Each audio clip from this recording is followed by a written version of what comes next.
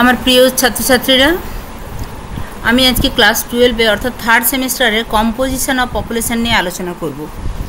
এর আগে পপুলেশন থেকে 3টে ক্লাস করে দেওয়া আছে, একটা লাইভ ক্লাস আছে, তোমরা আমার চ্যানেলে গেলে পাবে।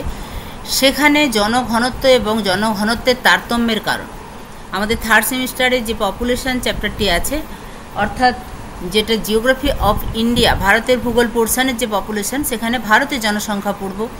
অর্থাৎ ভারতের জনঘনত্ব নিয়ে একটি ক্লাস করে দেওয়া আছে, জনঘনত্ব বিভিন্ন অঞ্চলে বিভিন্ন কেন। তারপরে আছে ভারতের জনসংখ্যা দ্রুত হারে বৃদ্ধি পাচ্ছে কেন, সেটি নিয়ে আলোচনা।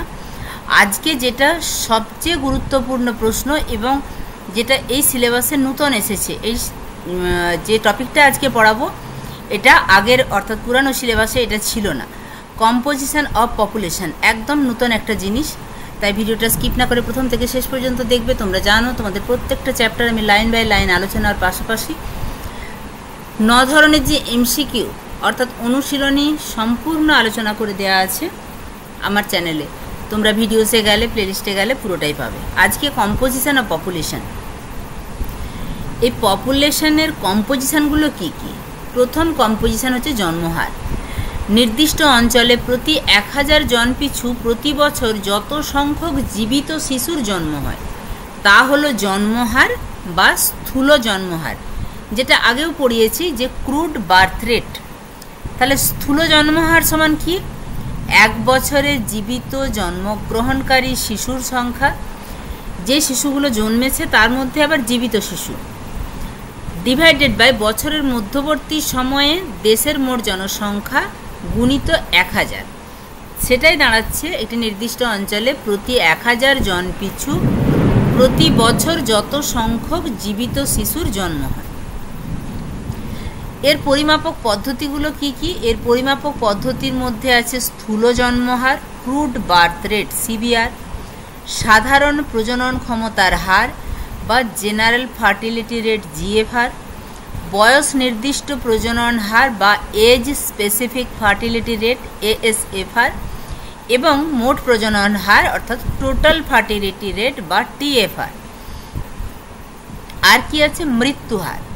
নির্দিষ্ট অঞ্চলে প্রতি 1000 জন পিছু প্রতি বছর যত সংখ্যক মানুষ মারা যায় তাকে মৃত্যুহার বা মর্টালিটি রেট বা ডেথ রেট বলে। তাহলে স্থূল মৃত্যুহার সেটা কি না, 1 বছরে মোট মৃতের সংখ্যা ডিভাইডেড বাই বছরের মধ্যবর্তী সময়ে দেশের মোট জনসংখ্যা গুণিত 1000। তাহলে 1000 জন পিছু প্রতি বছর যত সংখ্যক মানুষ মারা যাচ্ছে তার রেট বা হার বেরোচ্ছে। মৃত্যুহার আবার বিভিন্ন প্রকারের হয়ে থাকে, যেমন দেখালাম জন্মহার বিভিন্ন প্রকার, সেরকম মৃত্যুহারও বিভিন্ন প্রকার হয়ে থাকে। যেমন বয়ক্রমিক মৃত্যুহার, শিশু মৃত্যু প্রবণতার হার, প্রসূতি মায়ের মৃত্যু প্রবণতার হার ইত্যাদি। তাহলে এই মৃত্যু হারটা বিভিন্ন রকম। কীরকম না, বিভিন্ন বয়সে মৃত্যু। একটা তো হয় না যে এটা গড় আয়ুষ্কাল 60 থেকে 70, তারপরে মানুষ মারা গেলে সেটা স্বাভাবিক মৃত্যু হার। এটা যদি তার আগে হয়, সেই জন্য বয়ক্রমিক বিভিন্ন আমরা জন্মহারের ক্ষেত্রেও দেখেছি যে প্রতি 5 বছরের একটা গ্যাপ রেখে এই বয়ক্রম ধরা হয়। সেরকম বয়ক্রমিক যেরকমভাবে একটা ক্রম অনুসারে জন্মহার দেখানো হয়, সেরকম ক্রম অনুসারে মৃত্যুহারও দেখানো হয়। শিশু মৃত্যু প্রবণতার হার মূলত দারিদ্র, অপুষ্টি, অনাহার, বিভিন্ন সংক্রামক রোগ, এই সমস্ত কারণে শিশু মৃত্যু প্রবণতার হার বাড়ে। প্রসূতি মায়ের মৃত্যু প্রবণতার হার ইত্যাদির উপর মৃত্যুহার কিন্তু পাল্টে যায়, বা স্থূল মৃত্যুর হার যেটা বলছি সেটা পাল্টে যায়। এর পরিমাপক পদ্ধতিগুলো কি কি? অশোধিত বা স্থূল মৃত্যুহার, ক্রুড ডেথ রেট। দেখো, যেটা আমাদের বার্থ রেটের ক্ষেত্রে ছিল স্থূল জন্মহার, ক্রুড বার্থ রেট, সেরকম ক্রুড ডেথ রেট। আরেকটা কি পদ্ধতি? বয়ক্রমিক মৃত্যুহার, এজ স্পেসিফিক ডেথ রেট। আর এটা হচ্ছে শিশু মৃত্যুর হার, চাইল্ড মর্টালিটি রেট। এরপরে আমরা দেখব পরিব্রাজন। তাহলে জন্মহার, মৃত্যুহার, আমরা কি পড়ছি? Composition of population. জন্মহার, মৃত্যুহার এবং প্রব্রজন বা মাইগ্রেশন।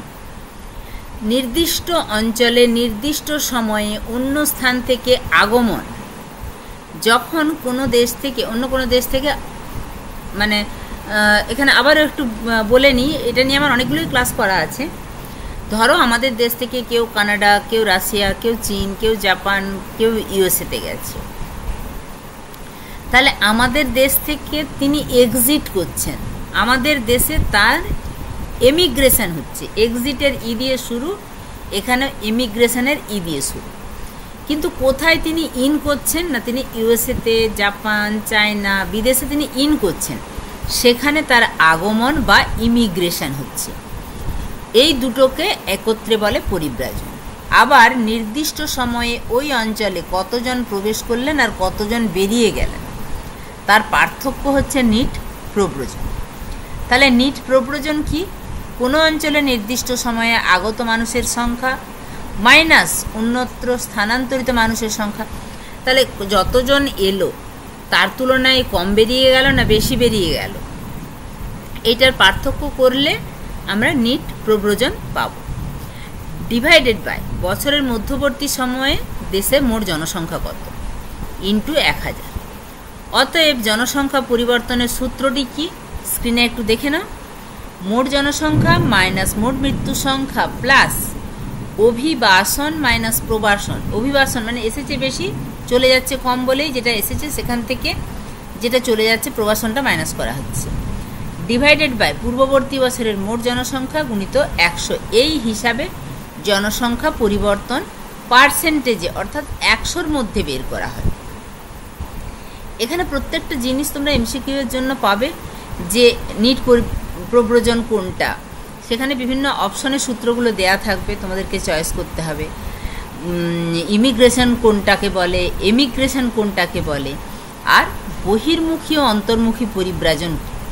পরিব্রাজনের উৎসস্থল পরিত্যাগের ঘটনাকে বহির্মুখী পরিব্রাজন এবং গন্তব্যস্থলে আগমনের ঘটনাকে অন্তর্মুখী পরিব্রাজন। যেটা অন্তর্মুখী পরিব্রাজন সেটা আসলে ইন করা ইমিগ্রেশন, আর বহির্মুখী যেখান থেকে বাইরে চলে যাচ্ছে বহির্মুখী পরিব্রাজনটা হচ্ছে এক্সিট করা এমিগ্রেশন। এরপরে আমরা দেখব কাম্য জনসংখ্যা। এগুলো কিন্তু সমস্তগুলোই জনসংখ্যার কম্পোজিশন অফ পপুলেশন। তার জন্মহার গেল, মৃত্যুহার গেল, প্রব্রজন গেল, তার বিভিন্ন ভাগ গেল, পরিমাপক পদ্ধতি গেল। এরপরে হচ্ছে কাম্য জনসংখ্যা। কাম্য বা আদর্শ জনসংখ্যা হলো সেই জনসংখ্যা যা দেশের কার্যকরী জমি বা জমির বহন ক্ষমতার সঙ্গে সামঞ্জস্যপূর্ণ। অর্থাৎ একটা দেশের যে পরিমাণ মানে ফসল উৎপাদনের জমি আছে বা শিল্প কারখানা, মানে এক কথায় কার্যকরী জমি, সেইটা জনসংখ্যার সঙ্গে যদি খাপ খেয়ে যায়, অর্থাৎ জনসংখ্যা যদি এমন বেশি কিছু হয়ে না যায় যে ওই অঞ্চল থেকে উৎপন্ন সে কৃষিজাত ফসলই বলো বা শিল্পজাত পণ্যদ্রব্যই বলো যে কুলাচ্ছে না, তাহলে কিন্তু সেটা কাম্য জনসংখ্যা নয়, সেটা ওভার পপুলেশন। আবার দেশে প্রচুর প্রাকৃতিক সম্পদ, অনেক জমি আছে, চাষ করার লোক নেই, লোক সংখ্যা কম, সেটা কিন্তু কাম্য জনসংখ্যার চেয়ে কম জনসংখ্যা। তাহলে কাম্য জনসংখ্যা কোনটা? কাম্য বা আদর্শ জনসংখ্যা হচ্ছে সেইটাই যা দেশের কার্যকরী জমি বা জমির বহন ক্ষমতার সঙ্গে সামঞ্জস্যপূর্ণ হবে। কোনো দেশের জনসংখ্যা ও কার্যকরী ও জমির অনুপাত যদি সমান হয় তখন তাকে আদর্শ বা কাম্য জনসংখ্যা বলে। অর্থাৎ আদর্শ মানুষ জমি অনুপাতই কাম্য জনসংখ্যা। আমরা মানুষের সঙ্গে জমির অনুপাত করি, আদর্শ মানুষ জমি অনুপাত। এই অনুপাতটা যদি সামঞ্জস্যপূর্ণ হয় তখনই সেটা কাম্য জনসংখ্যা। এর বৈশিষ্ট্য কি? কাম্য জনসংখ্যা কোনো দেশের সম্পদের পরিমাণের উপর নির্ভর করে গড়ে ওঠে। কাম্য জনসংখ্যায় দেশের সর্বাধিক উন্নতি ঘটে। দেখো ওইটাই হচ্ছে মানে জমির বহন ক্ষমতার সঙ্গে সামঞ্জস্য রেখে জনসংখ্যা, ফলে এই অবস্থায় মানুষের অভাব থাকে না, ফলে দেশের সর্বাধিক উন্নতি ঘটে। কাম্য জনসংখ্যা এটি বিরল অবস্থা। সত্যি কথা বলতে এটা খুব একটা বেশি দেখা যায় না। আমরা পৃথিবীতে এমন কিছু কিছু দেশ দেখেছি যেখানে জনসংখ্যা কাম্য জনসংখ্যার চেয়ে কম, আর ম্যাক্সিমাম তো দেখছি যে আমাদের এশিয়া মহাদেশের বিভিন্ন দেশ বা আফ্রিকার বিভিন্ন দেশ প্রচুর জনসংখ্যা। তো কাম্য জনসংখ্যা এটি বিরল অবস্থা। কাম্য জনসংখ্যার ধারণাটি গতিশীল। আমরা দেখতে পাচ্ছি জনসংখ্যা পাল্টে পাল্টে যাচ্ছে, জনসংখ্যা সংখ্যার যদি সেভাবে পপুলেশন পলিসি ঠিকঠাক না থাকে তাহলে জনসংখ্যা দ্রুত হারে বেড়ে যেতে পারে। তাহলে যেখানে কাম্য জনসংখ্যা ছিল কিছুদিন পরে সেখানে ওভার পপুলেশন হয়ে গেলে তাহলে ব্যাপারটা হচ্ছে কি না, কাম্য জনসংখ্যায় যে ফিক্স থাকছে সেরকম নয়, তাই ধারণাটা গতিশীল। কাম্য জনসংখ্যা একটি সাময়িক অবস্থা, যেটা বলছি যে কোনো কারণে ওভার পপুলেশন হতে পারে, কোনো কারণে জনসংখ্যা কম হয়ে যেতে পারে, তাই সাময়িক অবস্থা। এক্ষেত্রে মানব সম্পদের পূর্ণ বিকাশ ঘটে, দেশের অর্থনৈতিক উন্নতি সুদৃঢ় হয়, মানুষের জীবনযাত্রার মান সর্বাঙ্গীন স্বাচ্ছন্দ্যযুক্ত হয়। এরপরে আমরা ম্যান ল্যান্ড রেশিও আমরা দেখলাম, কার্যকরী জমি, এরপরে মানুষ জমি অনুপাত, ম্যান ল্যান্ড রেশিও। মানুষ জমি অনুপাত বলতে বোঝায় দেশের যে মোট জনসংখ্যা তার সঙ্গে দেশের কার্যকরী জমির অনুপাত। এখানে মানুষ বলতে মানুষের জ্ঞান, দক্ষতা, বুদ্ধি, কারিগরি প্রকৌশল সমস্ত কিছুকে বোঝায়। এটা ইংলিশে রয়ে গেছে, কারিগরি প্রকৌশলকে বোঝায়। আবার কার্যকরী জমি বলতে জমির উৎপাদন ক্ষমতা বা মানুষের প্রয়োজনীয় জমিকে বোঝায়। মানুষ জমি অনুপাতে জমির ত্রিমাত্রিক অবস্থা যথা জমির আয়তন, ক্ষেত্রফল, ভূগর্ভস্থ জল, খনিজ সম্পদ এবং ভূপৃষ্ঠের উপরিভাগে সূর্যকিরণ, বাতাস প্রভৃতি সকল বিষয়কে পর্যালোচনা করা হয়। তাহলে মানুষ জমি অনুপাতে মানুষ বলতে শুধু মানুষের সংখ্যা নয়, সেখানে মানুষের জ্ঞান, বুদ্ধি, প্রয়োগযোগ্যতা, দক্ষতা সমস্ত ব্যাপারটাকে, তার কারিগরি জ্ঞান, প্রকৌশল সমস্ত দেখা হচ্ছে। আবার জমি বলতে শুধু যে জমি যতটা ভূমি পড়ে আছে সেরকম নয়, জমির ত্রিমাত্রিক অবস্থা, আয়তন, ক্ষেত্রফল, ভূগর্ভস্থ জল, খনিজ সম্পদ, ভূপৃষ্ঠের উপর সূর্যকিরণ কীরকম পড়ছে, বাতাস সকল বিষয়কে একসাথে পর্যালোচনা করা হয়। তাহলে মানুষ জমি অনুপাত কি? মানুষ জমি অনুপাত সমান মোট জনসংখ্যা প্লাস তাদের কর্মদক্ষতা প্লাস তাদের সংস্কৃতি ডিভাইডেড বাই মোট কার্যকরী জমির আয়তন ইন্টু উৎপাদন ক্ষমতা। প্রাচীনকালে মানুষ কেবলমাত্র জমির উপরিভাগে ব্যবহার করত, কিন্তু মানুষ বর্তমানে জমির অভ্যন্তরভাগে জল, খনিজ দ্রব্যকেও ব্যবহার করছে। জমির এই ত্রিমাত্রিক ব্যবহার সম্ভব হয়েছে মানুষের কারিগরি ও সাংস্কৃতিক উন্নতির জন্য। তাই মানুষ জমি অনুপাত নির্ণয়ের ক্ষেত্রে মানুষের সাংস্কৃতিক উন্নতি তথা উৎপাদন ক্ষমতা এবং জমির বাহ্যিক ও অভ্যন্তরীণ বহন ক্ষমতাকেও বিবেচনা করা হয়। তাহলে এখানে ত্রিমাত্রিক ব্যবহার বলতে শুধুমাত্র যে ওই জমি থেকে কতটুকু কৃষিজ ফসল আসছে, কতটুকু ওখানে কোনো শিল্প কারখানা আছে, এই রকম মানে শুধু মাটির ওপরে কিছু কাজ হচ্ছে কিনা সেইটুকু না, এখানে ওই জমিকে কিভাবে ব্যবহার করা হচ্ছে, এমনকি তার অভ্যন্তরস্থ জল, খনিজ দ্রব্য এটাকেও কাউন্টের মধ্যে নিয়ে আসা হচ্ছে। তাহলে এটা গেল মানুষ জমি অনুপাত। এরপরে আমরা দেখব লিঙ্গ অনুপাত বা সেক্স রেশিও। নির্দিষ্ট বয়সের ব্যবধানে কোনো নির্দিষ্ট স্থান বা দেশ বা রাজ্যের নারী ও পুরুষের অনুপাতকে লিঙ্গ অনুপাত বলে।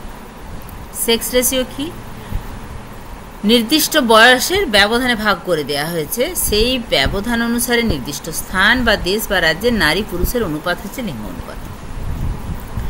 ভারতের লিঙ্গ অনুপাত নিম্নলিখিতভাবে পরিমাপ করা হয়। কীরকমভাবে দেখো, নারীর সংখ্যা ডিভাইডেড বাই পুরুষের সংখ্যা গুণিত 1000। এই সূত্রের সাহায্যে প্রতি 1000 পুরুষের নারীর সংখ্যা প্রকাশ করা হয়। তাহলে লিঙ্গ অনুপাতে প্রতি 1000 জন পুরুষের নারীর সংখ্যা হিসাব করা হয়। 2011 সালের আদমশুমারি অনুসারে ভারতের লিঙ্গ অনুপাত কত ছিল? 1000-এ 940 জন, অর্থাৎ 1000 জন পুরুষে 940 জন মহিলা। এটা কোন সালে না আদমশুমারি বা জনগণনা মানে যেভাবে হয়েছে প্রতি 10 বছর অন্তর, তাতে 2011 সালে লাস্ট হয়েছে, তাতে এটা দেখানো হয়েছে যে প্রতি 1000 জন পুরুষে নারীর সংখ্যা 940। এরপরে আমরা পড়ব পপুলেশন এক্সপ্লোশন বা জনবিস্ফোরণ। কোনো দেশ বা অঞ্চলে জন্মহারের তুলনায় মৃত্যুহার অনেক কমে গেল। মৃত্যুহার কমে গেছে কিন্তু জন্মহার ততটা কমেনি, তাহলে কি হবে? জনসংখ্যা দ্রুত হারে বাড়তে থাকবে। জনসংখ্যার এরূপ বৃদ্ধিকে কি বলা হয়? জনবিস্ফোরণ। কোনো দেশের বার্ষিক জনসংখ্যা বৃদ্ধির হার 2% ছাড়িয়ে গেলে সেই দেশে জনবিস্ফোরণ ঘটেছে ধরে নেওয়া হয়। জনসংখ্যা বৃদ্ধির হার যেটা আমরা নির্ণয় করেছিলাম, সেই জনসংখ্যা বৃদ্ধির হার যদি 2% ছাড়িয়ে যায় তখন সেখানে জনবিস্ফোরণ ঘটেছে এটাই ধরে নেওয়া হয়। জনবিস্ফোরণের ফলে বাসস্থানের সমস্যা দেখা দেয়, খাদ্য সংকট দেখা দেয়, দারিদ্রতা, বেকারত্ব, অপরাধ প্রবণতা ইত্যাদি দেখা যায়। মানে এত বেশি জনসংখ্যা যে সেখানে কৃষিজমি থেকে উৎপন্ন খাদ্য বলো বা শিল্প উৎপাদিত দ্রব্যই বলো, মানে সেখানের মানুষজনকে কুলিয়ে উঠতে পারছে না, এত মানুষজন। তাহলে কী হবে? খাদ্যের সমস্যা দেখা দিবে। এত মানুষকে কাজের সংস্থান দেওয়া যাচ্ছে না, তাহলে বেকারত্ব দেখা দিবে, বাসস্থানের সমস্যা দেখা দিবে। সর্বোপরি মানুষের কাজ না থাকলে যেটা হয়, মানুষের মধ্যে কাজ না থাকলে এবং যদি খাদ্যের অভাব থাকে তখন তার মধ্যে নানা রকম অপরাধ মনস্কতা কাজ করে এবং অপরাধ প্রবণতা বাড়ে। এরপরে দেখব জনস্বল্পতা। কোনো দেশ বা অঞ্চলের প্রাকৃতিক সম্পদের তুলনায় জনসংখ্যা কম হলে তাকে জনস্বল্পতা বলে। জনস্বল্পতার ফলে শ্রমশক্তির অভাব ঘটে। জনপ্রতি সম্পদের পরিমাণও জনস্বল্পতার ফলে কমে যায়, ফলে জীবনযাত্রার মান আশানুরূপ উন্নত হয় না। তাহলে জনস্বল্পতার ফলেও কিন্তু জীবনযাত্রার মান উন্নত হচ্ছে না। সেখানে মানে যদি প্রাকৃতিক সম্পদ থেকেও থাকে, সেই প্রাকৃতিক সম্পদকে সুষ্ঠুভাবে ব্যবহার করা সম্ভব হবে না। দুর্গম পার্বত্য অঞ্চল, মরু অঞ্চল, চিরতুষারাবৃত পার্বত্যভূমিতে জীবনযাত্রার প্রয়োজনীয় রসদ পরিমাণ কম থাকায় তথা প্রাকৃতিক প্রতিবন্ধকতার জন্য অল্প পরিমাণ প্রাকৃতিক সম্পদ উত্তোলিত হয়। যদি প্রাকৃতিক সম্পদ থেকেও থাকে, সেই প্রাকৃতিক সম্পদকে পুরোপুরি তুলে আনা সম্ভব হয় না, জনসংখ্যা কম থাকার জন্য বা শ্রমশক্তির অভাবের জন্য। এরপরে জনাকীর্ণতা। যখন জনসংখ্যা উপস্থিত প্রাকৃতিক সম্পদের তুলনায় বেশি থাকে, তাহলে এটা জনবিস্ফোরণের মতোই। যখন প্রাকৃতিক সম্পদের তুলনায় জনসংখ্যা কম, তখন তাকে বলছে জনাকীর্ণতা। এর ফলে জীবনযাত্রার মান নিম্নমুখী হয়, বেকারত্ব, দারিদ্র, অপরাধ প্রবণতা বৃদ্ধি পায়, শিক্ষার সুযোগ কমে, বাসস্থান বৃদ্ধির ফলে কৃষিজমির পরিমাণ হ্রাস পায়। তাহলে আমরা জনবিস্ফোরণ যেটা দেখলাম সেটাই জনাকীর্ণতা। এর ফলে বেকারত্ব, দারিদ্র, অপরাধ প্রবণতা ইত্যাদি বৃদ্ধি পায়, শিক্ষার সুযোগ কমে, বাসস্থানের জন্য উপযুক্ত জমি পাওয়া যায় না। এরপরে দেখব সাক্ষরতার হার। এগুলো প্রত্যেকটা জিনিস কিন্তু কম্পোজিশন অফ পপুলেশন। কোনো দেশের মোট জনসংখ্যার মধ্যে 7 বছরের ঊর্ধ্বে যে সংখ্যক মানুষ শিক্ষিত বা সাক্ষর, সেই সংখ্যাকে শতকরা হারে প্রকাশ করলে যে পরিসংখ্যা পাওয়া যায় তাকে সাক্ষরতার হার বলে। তাহলে 7 বছরের নিচেরটা কাউন্ট হচ্ছে না। 7 বছর পেরিয়ে গেছে অথচ সে নিরক্ষর, তখন তাকে নিরক্ষর বলা হবে। 7 বছর পর্যন্ত দেখা হয় 7 বছরের ঊর্ধ্বে যে পরিমাণ মানুষ শিক্ষিত বা সাক্ষর, সেই সংখ্যাকে শতকরা হারে প্রকাশ করে সাক্ষরতার হার পাওয়া যায়। 2011 সালের আদমশুমারি অনুসারে ভারতে সাক্ষরতার হার কত ছিল? 74.04%। এবং পশ্চিমবঙ্গে সাক্ষরতার হার কত ছিল 2011 সালের ডেটা অনুসারে? 77.08%। তাহলে এই গেল কম্পোজিশন অফ পপুলেশন। এরপরে আমরা যেটা নিয়ে আলোচনা করব সেটা হচ্ছে এই চ্যাপ্টার থেকে সমস্ত ধরনের এমসিকিউগুলো, যেগুলো তোমাদের পরীক্ষার জন্য কাজে লাগবে। ঠিক আছে, পরের ভিডিওতে দেখা হচ্ছে। টাটা।